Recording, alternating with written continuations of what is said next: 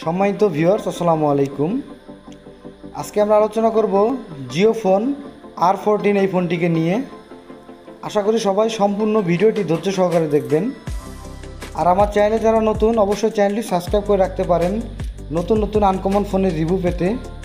আর already যারা subscribe করে রেখেছেন তাদেরকে অসংখ্য ধন্যবাদ। কথা না বাড়িয়েই প্রথমে আমরা বক্স থেকে ফোনটিকে বের করে নেব। এর আগে আমি একটা কথা আপনাদেরকে বলে দিতে চাই, আপনারা জানেন জিও ফোন এর আগেও আগে অনেক কয়েকটি মডেল বাজারে লঞ্চ করেছিল। প্রত্যেকটি মডেলে হিট ছিল, আপনারা সবাই জানেন।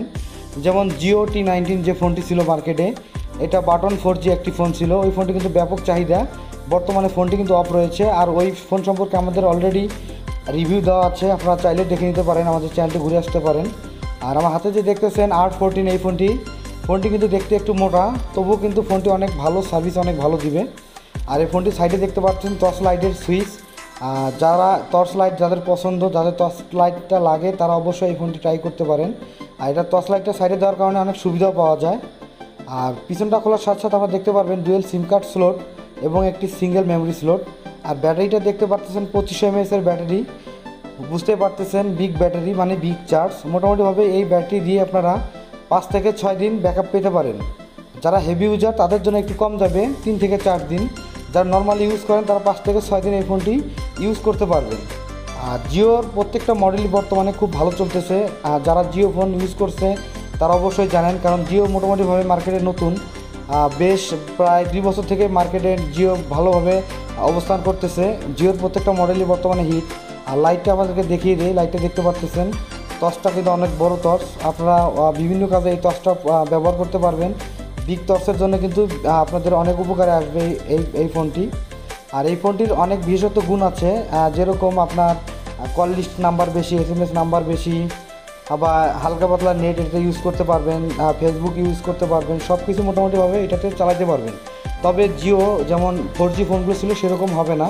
আর এটাতে আমি একটা কথা বলে নিই প্রথমে, এটাতে কিন্তু MTK প্রসেসর হবে না। আর যার কারণে এটাতে সব কিছু কম কম থাকবে। যেমন এটাতে আপনার SMS থাকবে 100টা, ডায়াল নাম্বারে থাকবে আপনার 80 থেকে 100টা নাম্বার থাকবে। আর আপনার ফোন বইয়ে কিন্তু 500 নাম্বার সেভ করতে পারবেন অনায়াসেই। আর একটি কথা বলে নেই, এই ফোনটিতে দারুণ দারুণ গেমস রয়েছে। আপনারা এই গেমসগুলো প্রথমে 3বার ট্রাই করার জন্য খেলতে পারবেন। এরপরে এগুলো 40 টাকা করে আপনাদেরকে কিনে নিতে হবে একদম।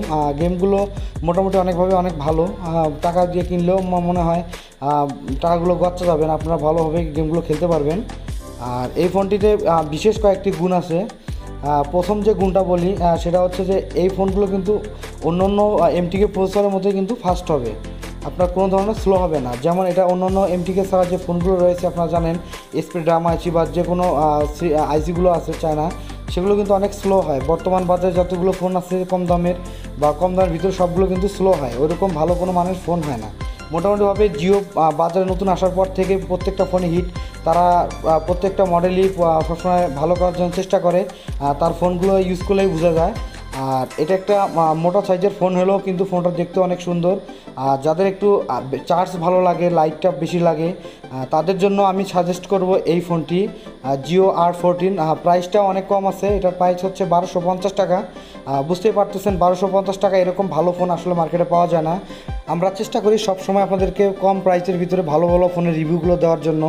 জানি না কেমন হয়, তারপরেও আপনারা অবশ্যই কমেন্টে জানাবেন, আমাদের ভুল ত্রুটিগুলো ধরিয়ে দিবেন। আর বড় বড় ভুলগুলো অবশ্যই ক্ষমার দৃষ্টিতে দেখবেন। আর এটার সাথে একটি ওয়ারেন্টি কার্ড এবং একটি চার্জার পাবেন। আপনারা জানেন এখন হেডফোন আর দেওয়া হয় না দাম বাড়ার কারণে। আর এটা তো প্রাইস 50 টাকা বাড়ছে, এখন 1250 টাকা। কম প্রাইসের ভিতরে এই ফোনটি কিন্তু বেস্ট হবে।